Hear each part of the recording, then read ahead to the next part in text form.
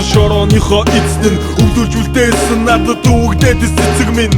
Үдий хүртэл бусдад алдаагүй ч эцэстэн Үр садан мөнгөөр арилжихыг хүссэн би азгүй хүн Би хувийн заяагүй хүн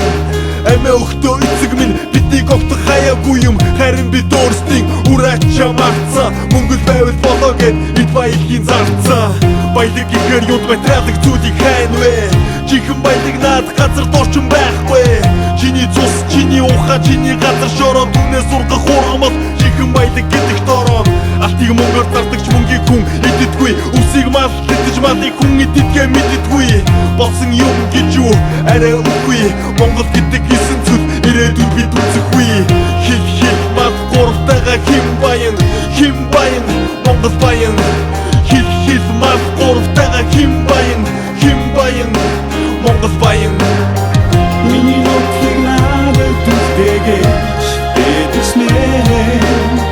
Миний хүсэл мөн биш гэдгийг сайн ойлгооч Өөрийнхөө төлөө зөвхөн амьдраач Өнгөний өмнө сүлдөөч танарыг Сонс та нарыг наад газраа ухах гэж 800-ны тэртээ Монгол нэрийг тунхаглаж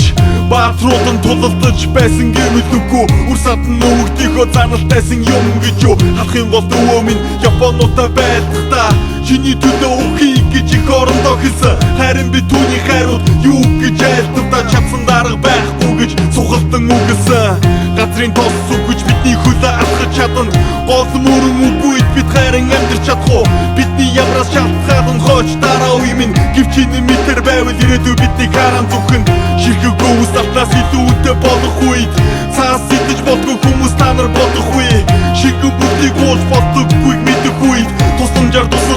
харин орноос ирэх үе Чиний төлөө явсан Чингистэй цэг бүү март Халтар цаасны төлөө халахын голыг бүү март